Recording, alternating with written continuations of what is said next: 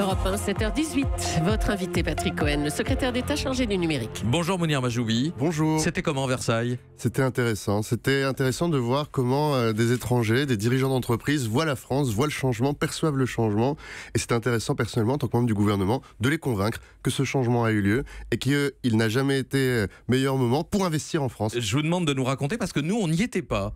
C'était à huis clos, les journalistes étaient interdits, c'est quand même bizarre, c'était une sorte de négociation commerciale Non, si vous voulez imaginer les choses, imaginez près de 200 personnes dans le château de Versailles, en faisant des réunions courtes. J'avais une petite table dans laquelle se sont enchaînés des rendez-vous toutes les 30 minutes, des rendez-vous rapides avec des dirigeants d'entreprise qui avaient envie de comprendre qu'est-ce qu'on était en train de transformer aujourd'hui en France. Alors moi, je leur parlais de numérique, de l'ambition qu'on avait donnée sur la formation, sur l'emploi, sur les territoires. Ouais. Bruno Le Maire lui racontait les grandes transformations économiques. Puis vous voyez la ministre du Travail avec qui on discutait de la suite. Et puis entre eux, surtout, il y a eu des affaires. Il y a plusieurs start-up qui ont fait des affaires avec des grands groupes internationaux hier. Je peux pas en parler, mais ils se sont rencontrés autour de ces tables. Et puis ils ont tapé la main à la fin en disant allez, on essaye. Décidé comme ça en quelques heures, Emmanuel Macron.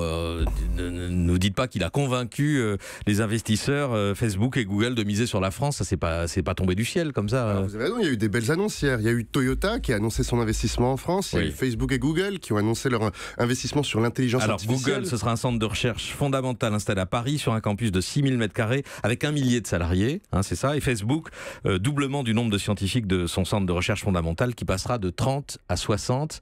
Et vous notez dans les deux cas, c'est pas des équipes publicité, c'est des équipes intelligence artificielle. Parce qu'on a en France, parmi les meilleurs étudiants, les meilleurs chercheurs en intelligence artificielle. Pourquoi la France deviendrait un paradis pour l'intelligence artificielle, Mounir Majoubi ?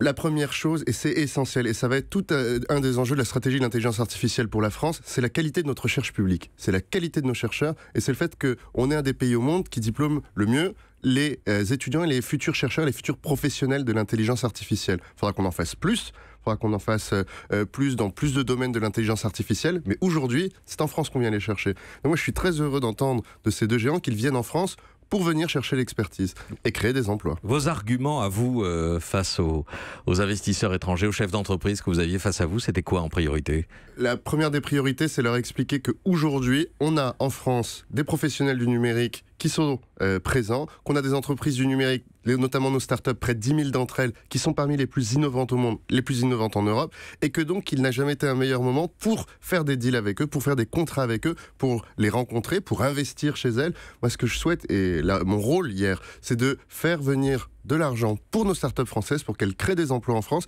et puis leur trouver des marchés à l'étranger, parce que si nos startups françaises vendent à l'export, elles créent de la valeur en France, elles créent de l'emploi en France. Et sur le plan des conditions sociales, des critères d'attractivité, vous aviez des arguments là aussi ? Mais sur les critères d'attractivité, je vais vous le dire, vous savez, nos ingénieurs aujourd'hui coûtent moins cher qu'un ingénieur sur la côte ouest américaine, et ils sont souvent considérés comme étant des ingénieurs plus performants, avec une plus grande culture générale scientifique, et donc très intéressants pour des grands groupes. Hier, dans les quelques annonces qui ont été faites, il y a les deux annonces des deux géants numériques qui viennent pour des ingénieurs, pour des chercheurs, puis il y avait toutes ces autres entreprises qui réfléchissaient à où est-ce que je mets mon centre de R&D ? Est-ce que je vais en France ? Est-ce que je vais en Allemagne ? Recherche et développement. Recherche et développement.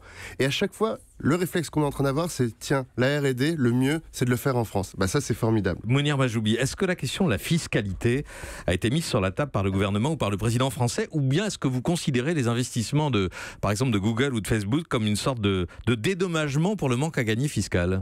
Alors là, que ce soit bien clair, et dans la discussion que j'ai très régulièrement avec Facebook, comme nous avons très régulièrement avec ces grands groupes, la discussion de la fiscalité est indépendante de tout ce qu'ils pourraient faire de façon positive pour la France. C'est-à-dire que sur la question de la fiscalité, on ne reculera pas. On avance, on continue d'avancer.